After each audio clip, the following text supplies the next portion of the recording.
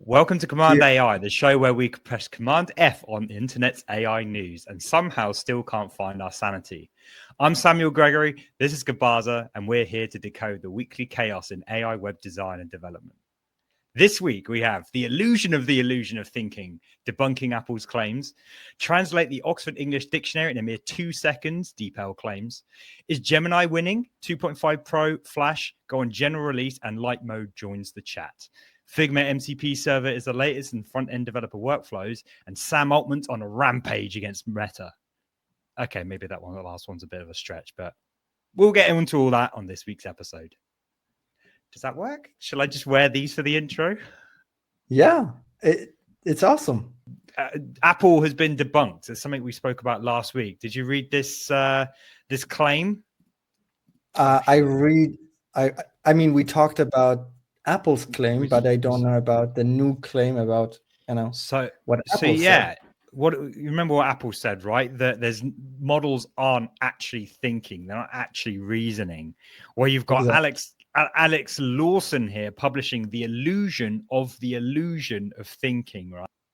He's saying that there are a few things that Apple kind of messed up on, which is namely they kind of ran these models to their absolute limit. So their context window was like at its peak. River crossing tests include mathematically impossible instances with insufficient. So there's a boat capacity for 6 actors or something. It was one of the games that Apple put the models through that were impossible, but yet when they recognized it was impossible or unsolvable, they were then penalized for it. And the evaluation scripts failed to distinguish between genuine reasoning failures and practical output constraints, judging by models solely on completed moves. I don't actually understand that one, I'm going to be completely honest, but they were already cut at the knees sort of thing when they were put through these tests. I don't know if that's a phrase, to be honest, but we're going to go with it. So yeah, it's the illusion of thinking, and it's sort of, I don't know, I feel like that's interesting. Maybe Apple comes up backing their claim. That would be interesting to see. It's like a bitchy online battle between no, you're wrong, no, you said this, I said this. I want to find the illusion. Saying that because the context window was, at its capacity, that's one of the main issues we have with LLMs, right? It appears that we have such a bigger context. Well, we're getting bigger, but even still, even if you have a big context window, it's still good practice to, once you've finished your task, once you're done with what you want to do, free up that context. It's like prompt engineering 101 sort of thing. I don't know whether Apple are going to come back with anything, particularly, they've said their piece, just end it there. Do you know what I mean? It could end up being just a bit of a feud that's unnecessary. We'll see. Yeah. Internet translated in 18 days by, this is your side of the pond, this is a German company called DeepL. Technically this is a NVIDIA story, really, but DeepL are a translation company. It's just like Google Translate, but I think they offer enterprise solutions and it's more than just this chat interface that we have, but they were provided a shit ton of NVIDIA GPUs. So 128 basically GPUs going off, and it translated the entire internet in 18 days that was previously set 194 days. So nearly a year by the previous supercomputer. Well, not 3/4 of the year, 2/3 of the year, down to just 18 days. And this is a 90% reduction in translation time. What I thought was more interesting is that it translated the Oxford English Dictionary in 2 seconds, down from 39 seconds, which is just absolutely insane. But this is all thanks to kind of like NVIDIA GPUs. I am an investor in NVIDIA, so I'm happy to see this news go out. Support for this episode comes from Flowbase. If you are building in Webflow, Framer, or Figma, Flowbase can help you build much faster. With over 4,000 components to choose from, you have a huge variety of wireframes and super clean, nicely designed sections that you can put together by just simply copy pasting them to your project. Over 15,000 icons as well, over 1,000 illustrations. They also have a super helpful Webflow app called Boosters. With Boosters, you can add things like sliders and marquees and count-ups to your project with a few clicks and without any coding. So yeah, big thanks to Flowbase for supporting the show. If you want to try them out, go head to flowbase.co. And just for you guys, I want to show a discount, Command Flowbase, all capitals for 20% off any plan. This is a limited offer, so get in there early. All right, that's it. Let's continue with the show. 2.5 going on general availability, which basically means it is production ready, baby. And I know DeepSeek have overtaken Opus. Wow. Which is mental. It was like, what? I mean, 2.5 is clearing the bar pretty heftily, and DeepSeek are scraping it. So this is definitely is something I want to be looking into. But given that we are talking about Gemini here, the preview 0605 model is just the latest. It also means that Flash is also on general availability, which is awesome. Get it in your apps and all that kind of stuff. And they also released a new 2.5 Flash Lite on public preview, which is like an even faster, basically just cost-sensitive, high-scale application sort of thing. So really a really nice suite of products here. And I know what you're going to say. You just want one. You just want one. Well, let me tell you this. Yesterday, I tried Gemini app on my phone, like the Google Gemini app on my iPhone. And it was super cool.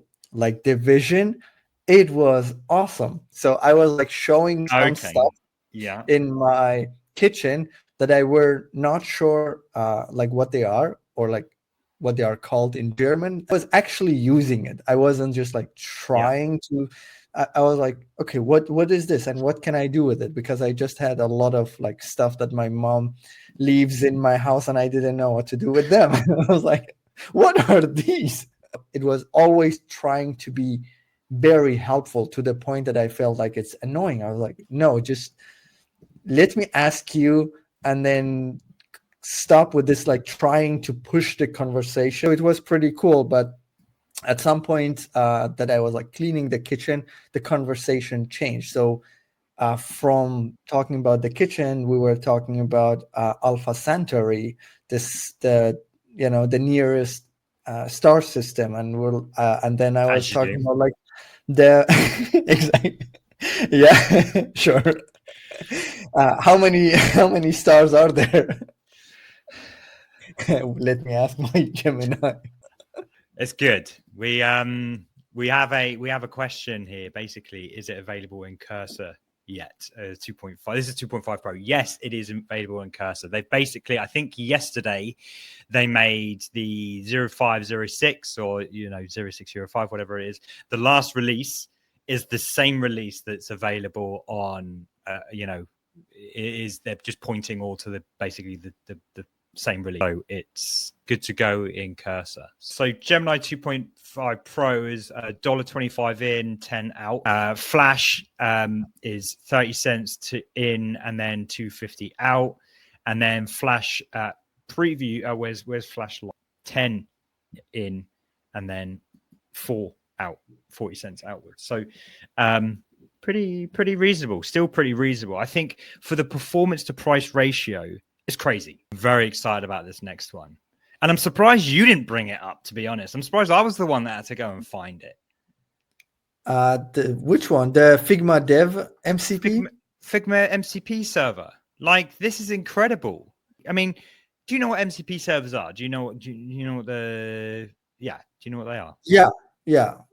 It's basically allowing LLMs to use another service. Kind of like it's like APIs for LLMs. Yeah. and it determines APIs for LLMs, MCPs. Yeah, We are throwing a lot of. let's dumb it down a little bit. So you can use natural language like a prompt, and your cursor, windsurf, whatever, will figure out that you want to do something in Figma. So where is it here? Get code from Figma and implement this file. But basically, I go nuts in my video. I go nuts. I say, can you get the design and put it in this file? And it will just the LLM figures out that you're talking about a Figma, and it runs a tool call to get the selected frame that you have, and then pulls it in and makes it as code. And obviously you can go as narrow as possible. You can get a button that has different variants, or you can go to a whole page and just bring in a whole page and it will build the code. And it's 90% there, probably 95% there. Like, it's never going to be perfect. Well, it might be perfect soon, but like, it's not perfect all the time, but it's pretty gosh darn great. And I can just say, go get me the variables, and it will pull in all. And this is where it comes in very powerful, is that you pull in it pulls in all the variables. And the beauty of natural language and LLMs and stuff like that is that you pull in the variables, and I tell it to make them into Tailwind for variables. I'm adding the extra layer of complexity and saying, well, give me Tailwind, make them Tailwind, or make them SAS, make them less, all this sort of stuff. So this is crazy. And more people need to know about this. Is your team using this? No, but I think this is because a lot of people are scared of AI, and especially like designers, like scared in the sense that. But this is not to do with. There's nothing to do with the. If it's technical, designers don't use cursor, right? But this is not for designers. It's for developers. Yeah, that's what I wanted to ask. Like, is there a way to also reverse it? Use it for designers? Yeah, reverse it to do something in. Yeah, to. Not yet. And they would need to implement that. They would actually need to implement the ability to do so. The good thing is I don't need to leave cursor. I can just make all these tool calls, and you can have. We're getting into MCP land right now, but like, I can make searches. I can search the internet. I can do everything. Actually, this is news. Windsurf just released a browser. So you can literally browse the internet inside of Windsurf. And again, this is just purely developer stuff. As a developer, it's great that I don't need to leave my IDE. It's great that I don't need to, and I can just get my information all from in here, because chatbots are just winning. I saw that news with Windsurf, but I don't get it. Like, why do you need a browser there? It's efficiency. It's just marginal gains of efficiency. And actually, this is something I want to figure out. I want to pose the question, and like, I wish I could film my desk set up right now, but I find it so annoying. Mouse and keyboard, right? I just want to stay in the one place. Maybe that's where Lenovo made that little red nub. Remember that little red nub in the middle? Yeah. Like, I think that might need to make a comeback, because like, I hate moving over to my mouse and back and forward and back and forth. It drives me nuts. So, scientists, get on this, because I'm tired of lifting up my arm. Now, Sam Altman's been on a few podcasts, and he's been laying off a few little bits and bobs here or there. How vague can I sound? Basically, he's anticipating GPT-5 this summer on this, I think it was a podcast, which is, he's saying that this will be the be all and end all to all of the stupid versions that they have: 03, 04, 4.1, 4.5, 01, all this kind of stuff. He's saying it's going to be the end of all that, and GPT-5 will be the one that will just fix. It will work out basically whether it needs to go heavy or go hard. So he's on this podcast, Uncapped, with Jack Altman, which is his brother. And then he went on this one, which is OpenAI's own podcast. So they've launched their own podcast, which could be quite interesting, straight from the horse's mouth, as it were. He also alluded to better self-drive technology. So all the cameras and stuff like that, the LiDAR that Teslas have, he's claiming that alluding to that they've figured out a way to do it with just normal cameras, like no LiDAR, no anything like that, which would be very interesting. He didn't suggest that they were going to release this, but as a company, you've got to and this is really exciting to think about, really, but as a company internally, you've got to innovate, or you've got to conceptualize things from all walks of life. It seems like they're playing around with this technology, and it helps in other areas, whether they release it or not. But this idea that they've got potentially better self-drive technology, or they figured it out, sort of thing, it's really, really interesting. I'm on the LiDAR team. So you're on the LiDAR team. Well, yeah. I mean, I think it's not to say that we should replace LiDAR with cameras. It's to say that this is an addition to, or like this could just lead to something else. Basically, it could lead to, well, he spoke specifically about robots as well. He thinks we'll have very capable robots walking around in the next 5 to 10 years. Now, whether you could put LiDARs in robots might be kind of what I'm alluding to right now, but maybe they just need cameras. Maybe tiny little robots just can fit in cameras. So, but they figured out how to do it. Do you know what I mean? So absolutely, like, you're not going to be able to beat LiDAR, you know, especially in like military and things like that. But yeah. So yeah, robots in the next 5 to 10 years. And we also got clarity on Zuck's, was it 9 or 10 figure offer? Yeah, 9 figure, I believe it was. 9 figures, which, so Altman said that it was specifically to members of OpenAI who refused it, and it was 100 million as a signing bonus. So it wasn't necessarily a salary, and interpret that how you will, like whether, I don't know, I've never had a signing on bonus, but is a signing on bonus less than salary? I don't know. I can't imagine it to, but yeah. And Altman was like, well, you know, he's trying hard, he's going all in on it, but that's not the best way to build a culture, is to just throw money at this stuff. So there was a bit of slack talk from Altman towards Zuckerberg there, because I do think people really enjoy working at OpenAI. I think they intentionally have a very small team. I think they're only like, I don't know, maybe even less than 200 people or 100 people or something like that. He tries to keep it really small, but I've also heard he's got a tyrannical leadership style. But there you go. Because did you see the Sam Altman files, or the OpenAI files that went out this morning? I didn't. Yeah. I started reading them and I was like, what is this? Like, it feels like it's just like clutching at straws on talking shit about OpenAI. But anyway, there's that. It's very much like the show again, the Silicon Valley show. Yeah. Payload is joining Figma. Payload is a back end. I think they do like back. Oh, they're CMS, isn't it, or something like that? Did I read this? The back end to build a modern web. So this is very interesting, like mixing this with the MCP that they have, because I think the MCP is also really useful to update like huge databases. Using natural language, you can just do a lot of updates. Take your database and do whatever with it. So Figma just bought them.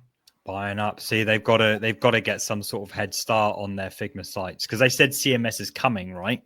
Yeah, and this is interesting that they announced Figma sites and they showed the CMS a little bit and they said it's coming, but they bought this company afterwards, or maybe it's just being announced now. Yeah, and their site is pretty cool. I see what you mean about the Silicon Valley thing, because it's about announcing things before. I mean, it's not rocket science adding a CMS. So I think it's pretty fair to announce. They're not innovating anything like Apple are doing, like innovating, but then making those promises before they even know how they're going to do them. Yeah, it's really cool. How do you think they did? Is that a video in the background there of that website? The video? I haven't checked it actually. If it's a video, it looks like a video. Okay. It's not responsive. But it might be a shader. I don't know. I'll check that out later. As you see, I'm showing this website using Dia. I'm slowly making the change, and this is the last thing I want to talk about. Quite literally, Dia saved me 66 euros. Here you see Dia, and this is how I used it. So I was like, if I'm going to email and request for a refund, I have to do it and then come back to it, and it will probably take some emails. So I opened the tab in Dia and I just asked, I said, write a refund, because it had the context of the email that I was charged, right? So it just wrote it, and then you just press insert. They replied to me. I didn't bother reading most of it. So I just looked through it and I just prompt like a very short, sentence to, continue with the cancellation, continue with refund. Sent me a link about their policy, like refund policy. So obviously I open this and I come back here and I can just take this refund policy tab, and now I have this as the context. And I said, write a follow-up. I want my refund. I didn't use the tool, please. And I mean, they were nice. They gave me the refund, but all of this happened with like minimum effort in typing and also minimum effort in thinking, because I didn't have to like really read or like look at the details. And most importantly, what is like the big point for me is I don't have to go to ChatGPT app or like their tab and change like, this is not the only thing I do throughout the day. Surprise, right? I do different things. So I change the tabs in OpenAI. But with this, I don't have to change tabs in 20 different places. And this to me is like an aha moment, a wow moment. I'm like truly like, I know we talked about in the past weeks, I'm falling in love with this. Like the idea is actually working. I want auto browse, so I want to be able to action things on multiple or even singular tabs. But it's cool. I'm glad you're converted. Listen, I've got a hard stop on that bombshell. I've got to go. I've got a weekend ahead of me. Cheers for tuning in, everyone. And keep on vibing. Peace out.